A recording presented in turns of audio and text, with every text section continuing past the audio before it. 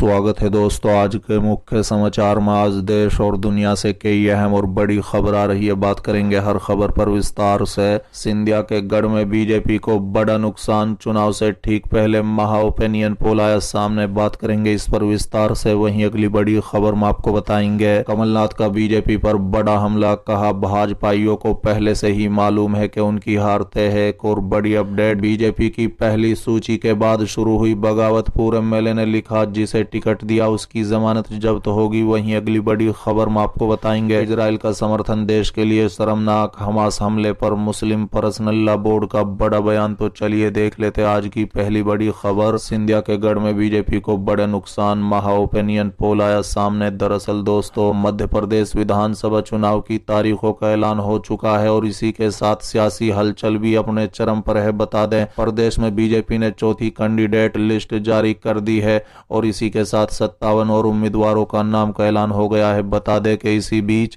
एक बड़ा opinion poll सामने आया है। इसमें साफ हो गया है कि मध्य प्रदेश चुनाव में दोनों प्रमुख पार्टियां बीजेपी और कांग्रेस के बीच कांटे की टक्कर है। हालांकि ज्योतिरादित्य सिंधिया के गढ़ में बीजेपी को कई चुनौतियों का सामना करना पड़ सकता है। बता दें कि एक मीडिया ओपिनियन पोल के हिसाब से ज्योतिरादित्य सिंधिया और नरेंद्र तोमर के गढ़ चंबल में बीजेपी शिकस्त का सामना करती हुई दिख रही है। सर्वे में लगाए गए अनुमान के मुताबिक चंबल की 34 सीटों में से बीजेपी के हाथ केवल 4 से 8 सीटें आ सकती है। वहीं कांग्रेस को 26 से 30 सीटों पर जीत मिल सकती है। इसके अलावा बीएसपी के पास एक और अन्य को एक सीट मिलने का अनुमान है। बता दें कि केंद्र मंत्री ज्योतिरादित्य सिंधिया, केंद्र मंत्री नरेंद्र सिंह तोमर और राज्य के गृह मंत्री नरोत्तम मिश्रा का गढ़ माना जाता है चंबल। ऐसे में यहां से बीजेपी को इतने बड़े नुकसान का अनुमान पार्टी के लिए मुश्किल खड़ी कर सकता है। बता दें कि सर्वे में पाया गया है कि साल 2018 के मुकाबले इस बार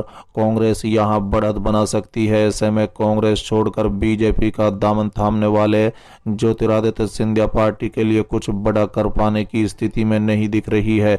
वहीं ज्योतिरादित्य सिंधिया के जाने से कांग्रेस पर खास असर पड़ता भी नहीं दिख रहा है। चलिए अगली खबर, कमलनाथ का बीजेपी पर बड़ा हमला, कहा भाजपाइयों को पहले से ही मालूम है कि उनकी हार पक्की है। दरअसल दोस्तों, मध्य प्रदेश में विधानसभा चुनाव की तारीखों के ऐलान के साथ सियासी संग्राम शुरू हो गया है, जिसके बाद से विपक्ष सरकार पर हमलावर हो गई है। इसी कड़ी में पूर्व मुख्यमंत्री और पीसीसी चीफ कमलनाथ ने एक बार फिर भारतीय जनता पार्टी पर निशाना साधा है। बता दें कि कमलनाथ ने सोशल मीडिया प्लेटफॉर्म एक्स पर पोस्ट करते हुए लिखा कि भाजपाइयों को पहले से ही मालूम है कि उनकी हार पक्की है। बता दें कि कमलनाथ ने एक्स पर पोस्ट करते हुए लिखा, कहने को विधानसभा के चुनाव का परिणाम भले ही 3 दिसंबर को आएगा, लेकिन भाजपाइयों को तो पहले से ही मालूम है कि उनकी हार पक्की है। इसलिए सुनने में आया है कि कल से ही भाजपा के मंत्रियों और विधायकों के सरकारी आवासों की दीवारों से तस्वीरें उतरना शुरू हो गई हैं और उन्होंने निकासी के लिए पहले से ही प्रबंधन करने शुरू कर दिए हैं और सामान बटोरने का ये काम बड़े ध्यान से करवा रहे हैं, क्योंकि उन्हें डर है कि कहीं उनके कारनामों की कोई फाइल पीछे न छूट जाए। जनता भाजपा से कह रही है कि आप परेशान ना हो, हम ही आपकी बोरिया बिस्तर बांध देंगे। बता दें कि बीजेपी पहले ही दूसरी और तीसरी सूची में कुल 79 नाम और चौथी सूची में 57 नामों का ऐलान कर चुकी है। इस तरह से बीजेपी अब तक अपने 136 प्रत्याशियों की घोषणा कर चुकी है। गौरतलब है कि चुनाव की तारीखों के ऐलान के साथ ही प्रदेश में चुनाव आचार संहिता लागू हो गई है। 21 अक्टूबर को नोटिफिकेशन जारी होगा। 30 अक्टूबर तक नामांकन हो सकेंगे। नामांकन की जांच 31 अक्टूबर को होगी। 2 नवंबर नाम वापसी की आखिरी तारीख है। वहीं मतदान 7 नवंबर को किया जाएगा, जबकि 3 दिसंबर को चुनाव के परिणाम आएंगे। चलिए अगली खबर, इजराइल का समर्थन देश के लिए शर्मनाक, हमास पर हमले पर मुस्लिम पर्सनल लॉ बोर्ड का बड़ा बयान। दरअसल दोस्तों, all India Muslim personal law board ने इजराइल के फिलिस्तीन पर हमले को लेकर प्रेस नोट जारी किया। उन्होंने कहा है कि हमास का हमला इजराइल अत्याचारों की स्वाभाविक प्रतिक्रिया है। इसके साथ ही उन्होंने कहा है कि देश के प्रधानमंत्री नरेंद्र मोदी ने भारत की परंपरा को नजरअंदाज करते हुए शोषितों को बजाय उत्पीड़न का समर्थन किया है। बता दें कि उन्होंने कहा है कि वास्तविकता ये है कि हमास इजराइल युद्ध का असली कारण खुद इजराइल है।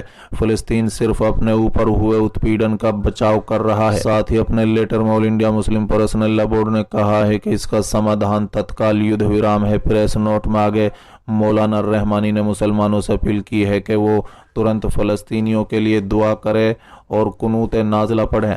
बता दें कि प्रधानमंत्री नरेंद्र मोदी ने मंगलवार को अपने इजरायली पीएम नेतन्याहू से कहा है कि इस मुश्किल घड़ी में भारत के लोग उनके देश के साथ दृढ़ता से खड़े हैं। इजरायल के प्रधानमंत्री ने हमास के खिलाफ जवाबी हमले के बीच नरेंद्र मोदी को फोन कर मामले से अवगत कराया। चलिए अगली खबर। बीजेपी की पहली सूची के बाद शुरू हुई बगावतपुर एमएलए ने लिखा जिसे टिकट दिया उसकी जमानत जब्त होगी। दरअसल दोस्तों, राजस्थान विधानसभा चुनाव 2023 की तारीखों का ऐलान कर दिया गया है। 23 नवंबर को मतदान और 3 दिसंबर को मतगणना है। आचार संहिता भी 9 अक्टूबर 2023 से लागू हो गई है। बता दें, भाजपा ने अपने 41 उम्मीदवारों की पहली सूची भी जारी कर दी है। भाजपा की पहली सूची जारी होने के बाद बगावती सुर भी उठने शुरू हो गए हैं। बता दें, राजस्थान भाजपा ने भरतपुर जिले की नगर विधानसभा क्षेत्र से 2 बार के विधायक अनीता सिंह गुर्जर का इस बार साल 2023 में टिकट काट दिया है। उनकी जगह जवाहर सिंह बेडम को प्रत्याशी घोषित किया है। इस पर पूर्व विधायक अनित सिंह गुर्जर ने भाजपा के खिलाफ मोर्चा खोल दिया है। बता दें कि राजस्थान भाजपा की पहली सूची जारी होने के बाद पूर्व विधायक अनीता सिंह गुर्जर ने अपने आधिकारिक फेसबुक पेज पर लिखा कि नगर विधानसभा क्षेत्र से मुझे भाजपा के टिकट नहीं मिलने पर पूरे विधानसभा क्षेत्र से हजारों फोन कॉल आ रहे हैं। मुझे चुनाव लड़ना चाहिए। मैं आपकी भावनाओं का सम्मान करती हूं। अभी जयपुर हूं। कल शाम को आप सभी के बीच स्थित रहूंगी। आपसे बात करूंगी और अपनी मन की बात आप सबके बीच करूंगी। फिर भी आप जो कहेंगे आपके आदेश पर सराखों पर हैं। बता दें कि पूर्व विधायक अनीता गुर्जर ने लिखा कि क्या मानकर मुझे भाजपा ने अपने से दूर किया और ऐसा टिकट दिया है जिसकी जमानत जब्त होगी। कामा में 50,000 से हारा। हमने नगर कांग्रेस को कुशासन और भ्रष्टाचार और तुष्टीकरण के खिलाफ पिछले 5 सालों से लगातार आंदोलन और यात्राओं के जरिए जनता की आवाज बुलंद की है। अब आगामी 40 दिनों में इसलिए के और अधिक धार देते हुए जनता के बीच परिवर्तन की लहर इतनी प्रचंड बनाई है तुष्टीकरण नाम की बीमारी जड़ से खत्म हो जाए। बता दें कि 1996 में जिला प्रमुख रही अनीता गुर्जर राजस्थान के भरतपुर जिले में साल 2008 और 2013 में भाजपा से विधायक रह चुकी हैं।